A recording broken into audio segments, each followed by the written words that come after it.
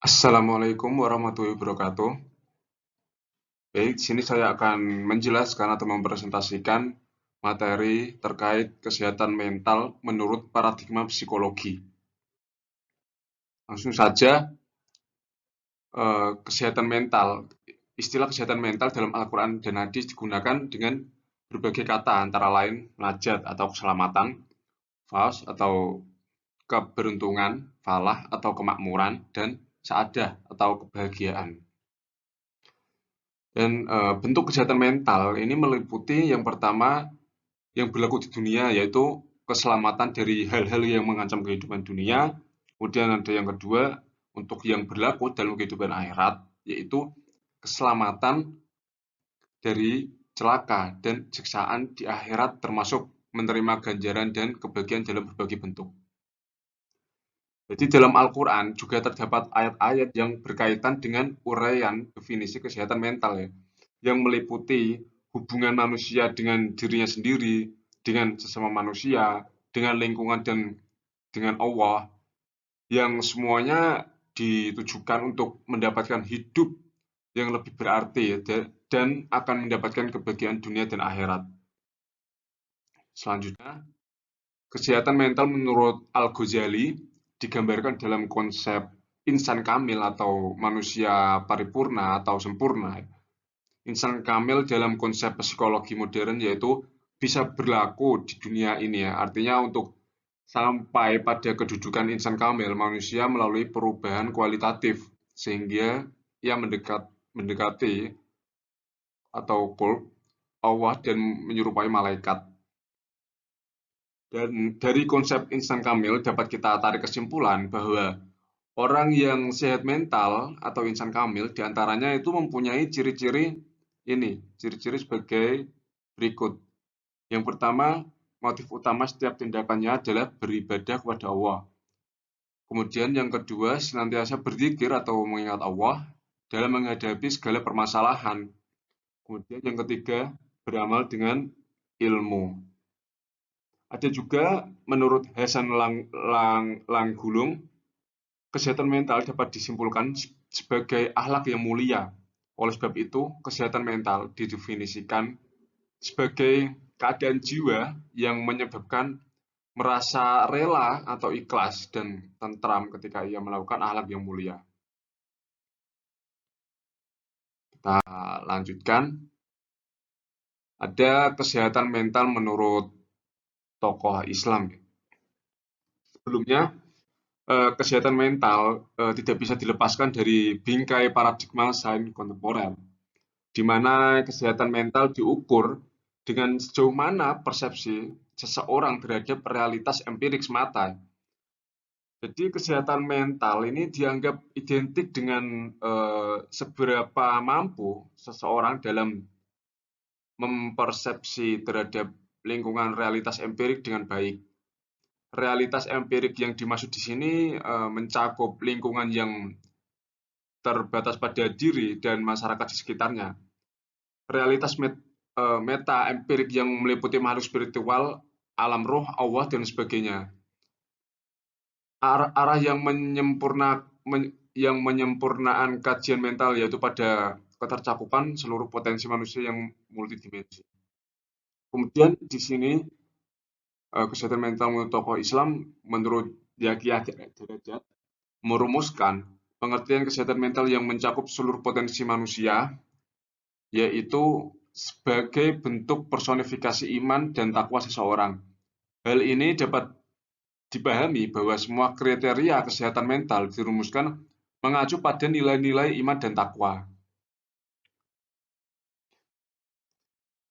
Unsur iman dan takwa ini berdasar pada kenyataan bahwa tidak sedikit ditemukan orang yang tampaknya hidup bahagia dan sejahtera, kepribadiannya menarik, sosialitasnya sangat baik, tetapi sebenarnya memiliki jiwa gersang dan stres karena tidak beragama atau kurang taat dalam beragama.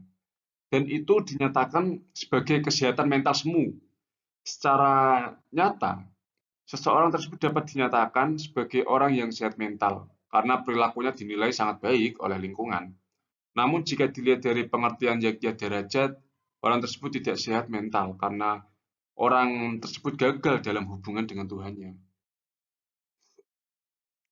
Kemudian di sini Zakia Derajat mengemukakan 4 indikator untuk mengetahui tingkat kesehatan mental. Di antaranya, yang pertama, ketika seseorang mampu menghindarkan diri dari gangguan mental dan penyakit.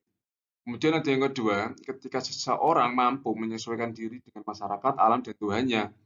Kemudian ada yang ketiga, ketika seseorang mampu mengendalikan diri terhadap semua problema dan keadaan hidup sehari-hari. Kemudian yang terakhir ada ketika dalam diri seseorang terwujud keserasian dan keharmonisan antara fungsi-fungsi kejiwaan. Jadi untuk ilmu kesehatan mental ini tidak jauh berbeda dengan psikologi agama. Yang tadi menurut Hasan Langgulung, sekalipun kesehatan mental itu merupakan istilah dan ilmu baru, tetapi hakikatnya sama dengan konsep kebahagiaan, keselamatan, kejayaan, dan kemakmuran. Kemudian selanjutnya, ya ini ya. Jadi menurut Hasan Langgulung, sekalipun kesehatan mental itu merupakan istilah dan ilmu baru, tetapi hakikatnya sama dengan konsep kebahagiaan, keselamatan, kejayaan, dan kemakmuran. Penganalogan kesehatan mental dengan konsep kebahagiaan itu menunjukkan bahwa kesehatan mental merupakan suatu kondisi jiwa yang sehat secara wajar dan optimal. Iman dan kesehatan mental. Jadi kepribadian yang di dalamnya ini terkandung unsur-unsur agama dan keimanan yang cukup teguh. Maka setiap ada masalah, orang tersebut akan menghadapinya dengan tenang, di mana unsur terpenting yang membantu pertumbuhan dan perkembangan kejiwaan manusia adalah iman yang direalisasikan dalam bentuk ajaran agama. Jadi dalam hal ini iman ini sangat diperlukan ya, dalam kehidupan manusia jika ingin hidup tenang dan bahagia.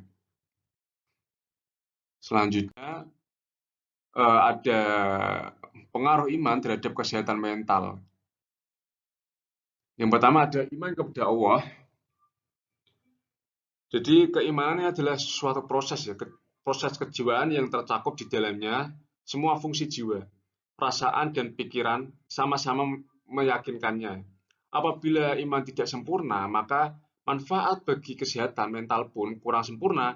Misalnya, belakangan ini di negara Indonesia memang benar ya Mas, mayoritas Islam dan bertuhan. Namun banyak sekali orang yang tidak mampu menggunakan kepercayaannya itu dalam hidupnya. Mereka gelisah, hidup tidak tentram, di mana-mana terjadi pertengkaran dan permusuhan, baik dalam rumah tangga maupun lingkungan luar. Jadi untuk mencapai keimanan yang teguh dan menjamin kebahagiaan hidup, maka bagi Muslim percaya adanya Allah itu wajib, termasuk juga percaya dengan sifat-sifat Allah. Seperti orang yang percaya tentang adanya Allah atau wujud, maka orang tersebut tidak akan pernah merasa kesepian dimanapun dia berada. Selanjutnya, iman kepada malaikat. Kepercayaan akan adanya malaikat ini adalah apa ya? Kepercayaan bahwa kepercayaan itu menenteramkan batin dan mempunyai pengaruh terhadap kesehatan mental. Kemudian yang ada iman kepada kitab Allah, di mana dengan Al-Quran bisa menenteramkan batin dan melegakan jiwa, yang selanjutnya menjamin kesehatan mental. Kemudian ada yang keempat, iman kepada Rasul Allah. Apabila kita tidak percaya terhadap Rasul-Rasul Allah, kita tidak akan dapat menjalankan agama. Karena agama dibawa oleh Nabi dan Rasulullah. Selanjutnya, kita tidak akan sanggup pula mendekatkan diri kepada Allah, sehingga berakibat datangnya kecemasan dan kegelisahan. Sebenarnya, jika kita teliti keistimewaan semua Rasulullah, akan ditemukan bahwa setiap ajaran mereka yang terpenting dan menonjol juga terdapat ajaran Islam, termasuk juga jika kita mampu mengakui keberadaan nabi-nabi terdahulu ya. Kesimpulannya, kepercayaan kepada Nabi dan Rasulullah itu menenteramkan batin dan memungkinkan persatuan dengan semua penganut agama yang mereka bawa. Kemudian, iman kepada hari kiamat. Kepercayaan terhadap hari kiamat ini mencakup seluruh hal yang berkaitan dengan akhirat, yang selanjutnya akan menjamin kesehatan mental yang dibutuhkan oleh jiwa. Kemudian yang terakhir, iman kepada qada dan qadar. Kepercayaan terhadap takdir Allah dapat mengurangi rasa tertekan jiwa karena kegagalan dalam usaha atau dalam hidup pada umumnya. Dengan kepercayaan yang keenam atau yang terakhir ini, seseorang dapat terhindar dari rasa kecewa dan frustasi yang mendalam. Hal ini menjamin kesehatan mental orang yang beriman. Selanjutnya, teori-teori psikologi dalam konsep dasar kesehatan mental. Ada teori psikologi psikoanalisa.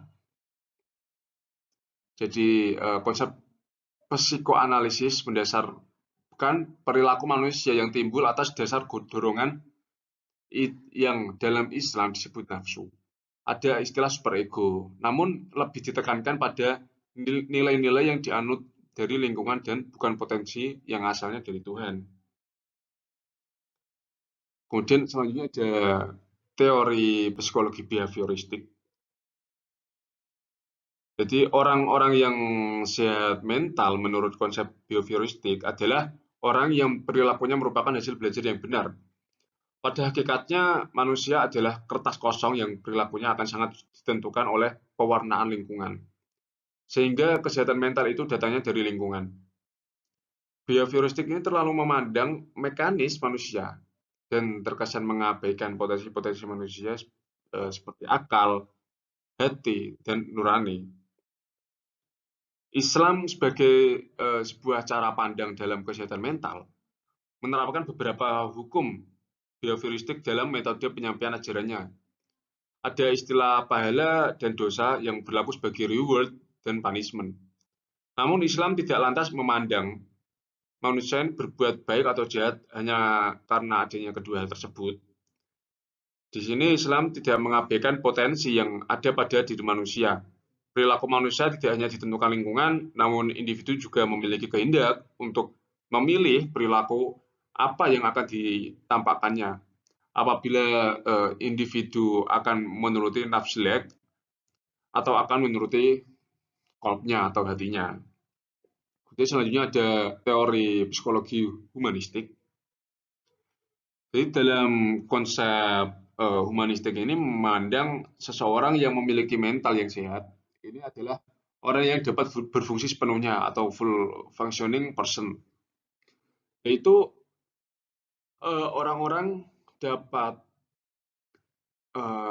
orang-orang yang dapat mencapai penyesuaian psikologi secara baik. Jadi orang-orang tersebut memiliki tanda-tanda diantaranya adalah terbuka terhadap pengalaman, percaya kepada organismenya sendiri, dapat mengekspresikan perasaan-perasaannya secara bebas, bertindak mandiri, dan kreatif.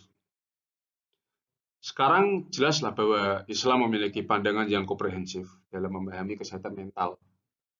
Yang hal ini diperkuat karena manusia tidak hanya makhluk hedonis atau makhluk yang hanya memiliki ikatan dengan dirinya dan lingkungannya seperti yang dijelaskan oleh mazhab-mazhab di atas, melainkan manusia adalah makhluk yang memiliki fitrah abadiyah dan khalifah. Oke, mungkin ini akan saya simpulkan sedikit ya terkait materi kesehatan mental menurut paradigma psikologi. Jadi kesimpulannya di sini adalah kesehatan mental ini didefinisikan sebagai keadaan jiwa yang menyebabkan merasa rela atau ikhlas dan tentram ketika ia melakukan akhlak yang mulia. Yang bentuk kesehatan mental ini meliputi yang berlaku di dunia, yaitu keselamatan dari hal-hal yang mengancam kehidupan dunia. Kemudian yang berlaku dalam kehidupan akhirat, yaitu selamat dari celaka dan siksaan di akhirat, termasuk menerima ganjaran dan kebahagiaan dalam berbagai bentuk. Kemudian ada ciri-ciri orang yang sehat mentalnya menurut Al-Ghazali adalah yang pertama, motif utama setiap tindakannya adalah beribadah kepada Allah, senantiasa berzikir atau mengingat Allah dalam menghadapi segala permasalahan. Yang terakhir, beramal dengan ilmu. Jadi kesehatan mental manusia memiliki korelasi positif dengan keimanan. Islam memiliki pandangan yang komprehensif dalam memahami kesehatan mental. Hal ini diperkuat karena manusia tidak hanya makhluk hedonis atau makhluk yang hanya memiliki ikatan dengan dirinya dan lingkungannya, seperti yang dijelaskan tadi oleh madhab-madhab psikologi barat, melainkan manusia adalah makhluk yang memiliki fitrah abdiyah dan khalifah. Oke, mungkin itu dari saya terkait materi yang saya sampaikan kali ini. Kurang lebihnya mohon maaf. Wassalamualaikum warahmatullahi wabarakatuh.